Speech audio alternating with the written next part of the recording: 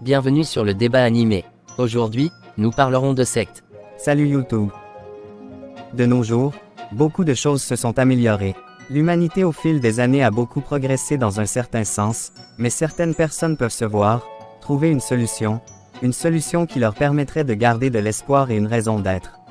Encore aujourd'hui, certaines sectes existent toujours. Et c'est pourquoi dans le débat animé, nous allons parler des sectes qui ont existé ou qui perdurent toujours dans le temps. Alors prépare-toi, on commence. Position 10. Il existe une secte connue de tous. Cette secte, comme vous l'aurez deviné, sont les Illuminati. Certes, de nos jours les Illuminati demeurent comme une rumeur. Cette secte, décrite comme un complot, est une théorie conspirationniste créée en Allemagne par une société dont le nom est la Société de pensée des Illuminati de Bavière. Dissous en 1785, cette secte demeure de nos jours clandestinement. Les raisons de cette communauté, dominer le monde. Une idée très farfelue, mais qui est prise très au sérieux. Une théorie a été décrite en 1797 par John Robison dont le nom est Proof of a Conspiracy. Une étude scientifique estime que les Illuminati se sont éteints au-delà du 18e siècle. Les Illuminati se sont éteints. Sympa ton jeu de mots. De nos jours, elle reste une conspiration pour les francs-maçons, les sionistes, la CIA, les communistes, etc. Le réalisateur américain Myron Kuroval Fagan, ancien indicateur du FBI, est connu pour son racisme et antisémite. Il est l'un des premiers propagateurs de cette secte. Existe-t-il toujours? Doit-on se fier aux rumeurs? Ou pas? Je t'invite à donner ton avis en commentaire. Position 9. La famille. Un nom peu commun pour une secte mais qui existe réellement. Cette organisation se situe à l'est de Paris, composée de 3000 personnes dont 8 familles, les Avets, les Sandoz, les Sangliers, les Fers, les Maîtres, les Pulins, les Deschelettes et les Thiboux. En 1819, ces familles ont décidé de créer des mariages, des descendances en commun avec cette fameuse secte. 200 ans plus tard, l'essence même de cette joyeuse bande de 3000 personnes est la consanguinité. Suzanne Privat, journaliste, a publié mi-avril 2021 un livre enquête sur la famille, au nom de la famille, itinéraire d'un secret, livre dans lequel elle remonte le fil de cette famille hors norme. Position 8. Le mormonisme. Aussi connue sous le nom synthétique de l'Église de Jésus-Christ des Saints des Derniers Jours, elle a été fondée en 1830 par Joseph Smith. Il aurait reçu une révélation divine, d'abord d'un ange, puis par un livre gravé sur des tablettes d'or. Miviludes, mission interministérielle de vigilance et de lutte contre les dérives sectaires, ne considère pas le mormonisme comme une secte, malgré quelques règles bien cheloues. Ils sont 36 000 en France, bien intégrés et tolérants, mais le projet de construction du premier temple mormon au Chennai se heurte à des accusations de sectarisme. Secte ou pas secte, la partie de la population la plus mécontente dit craindre l'invasion mormone et invoque l'urgence d'y édifier, plutôt qu'un temple, des logements sociaux, des équipements sportifs ou culturels pour la ville. Les Mormons de France jugent cette polémique extravagante. Ils sont bien intégrés, en phase avec la société française, ne vivent pas repliés sur eux-mêmes, respectent toutes les règles de la laïcité et du pluralisme religieux, sont contre toute forme de manipulation mentale. Position 7. L'Église adventiste du 7e jour. Adventiste vient du latin adventus qui signifie « arriver ». Créé en 1863, en référence au retour du Christ annoncé dans la Bible, ils affirment que le culte doit avoir lieu le 7e jour, samedi.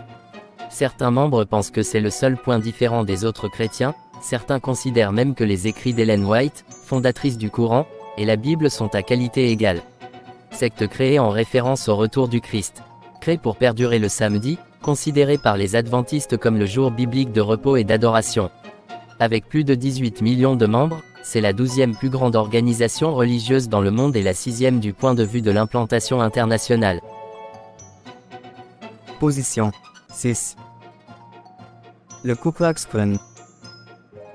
Souvent désigné par son sigle KKK ou également le Klan. Le Ku Klux est une société secrète terroriste suprémaciste blanche. Voilà de chic type, n'est-ce pas?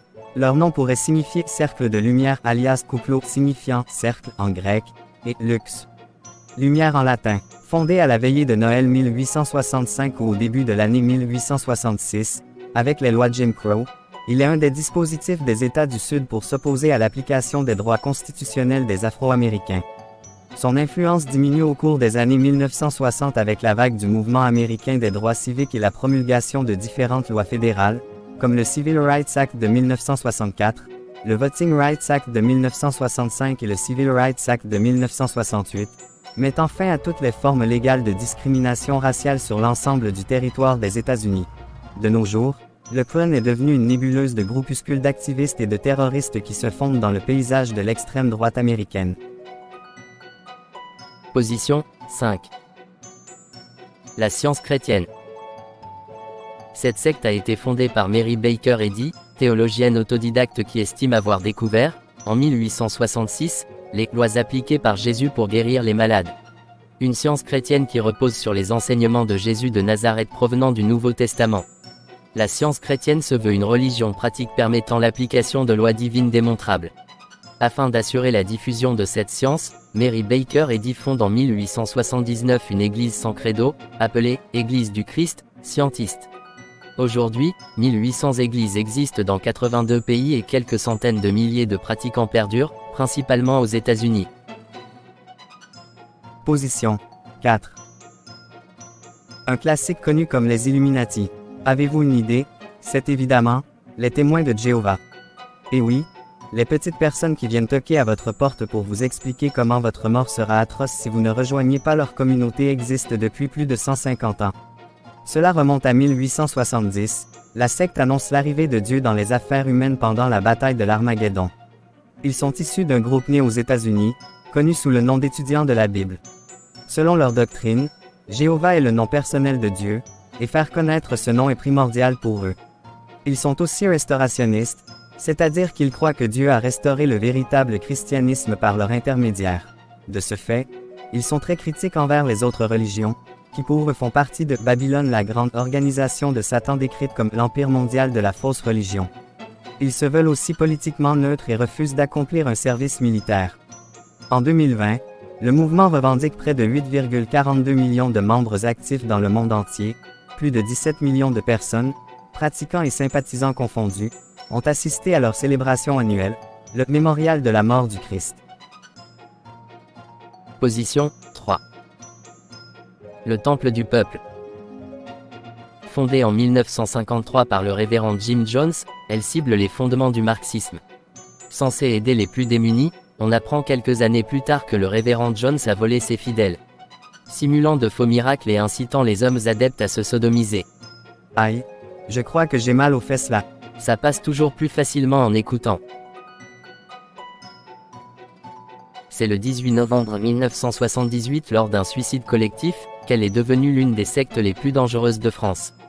En Guyane, les membres ont été contraints de mettre fin à leur jour, ceux qui refusaient de boire du cyanure étaient menacés d'être tués. Bilan, 914 morts. Entre la sodomie et le cyanure. C'est un peu comme la mort ou le tchétché, dans ce cas. Je choisis le cyanure. Penses-tu? Position 2. L'Ordre du Temple solaire. Une secte ésotérique fondée par deux médecins belges du nom de Luc Jouret et par Joseph Dimambro en 1984. La secte a fait parler d'elle en 1990, notamment pour les nombreux suicides qui a eu lieu en France, au Canada et en Suisse. L'Ordre du Temple solaire avait une croyance très particulière qui prenait toute son importance, faire voyager son âme si on se suicidait. Choquant tout de même. En 1994, certains partisans de la secte l'Ordre du Temple solaire se sont suicidés en mettant le feu à leur bâtiment. D'après eux, leur suicide aurait permis à leurs âmes de voyager jusqu'à l'étoile Sirius, afin d'éviter la fin du monde. Un an plus tard, dans cette même optique, 16 fidèles dont 3 enfants se sont également immolés par le feu. En 1997, 5 fidèles se suicident à nouveau par incendie. 3 adolescents ont toutefois réussi à s'en sortir. Ils ne souhaitaient pas participer à ce suicide collectif avec leurs parents. Ces derniers leur ont permis d'être épargnés, seulement s'ils acceptaient de mettre le feu eux-mêmes. Position 1. L'Association internationale pour la conscience de Krishna. 1995 en France, l'Association internationale pour la conscience de Krishna voue un culte au dieu hindou Krishna. Adopter un régime végétarien indien, ne consommer ni viande, ni poisson, ni œufs. Interdiction d'avoir une pratique sexuelle illicite, hors mariage ou qui n'a pas pour but la procréation. Ne pas consommer de substances enivrantes ou excitantes, drogue, alcool, tabac, thé ou café. Interdiction de jouer à des jeux d'argent ou de hasard. Pour s'élever spirituellement, il faut donc respecter ces principes et couper toute vie sociale. Petit bonus pour vous, les abonnés. Le nouveau-bianisme. Fondé dans les années 70 à New York par Dwight York. Aujourd'hui incarcérés, ils enterraient les placentas juste après la naissance pour les protéger du diable. Ils pensaient également que les femmes ont créé génétiquement les hommes et qu'au tout début de notre existence on avait le cœur au milieu de la poitrine et on était tous ambidextres. Heureusement qu'une météorite est venue foutre en l'air tout ça. Pour finir, le fils de Satan existe et a été élevé par Richard Nixon. Eh bien, comme quoi que l'humain n'a pas de limite. Oui, mais n'oublions pas que la limite, c'est ce qui font de nous des humains, et c'est ce qui fait notre force. Résiste, prouve que tu existes. Tu aimes Franck Dubosc toi.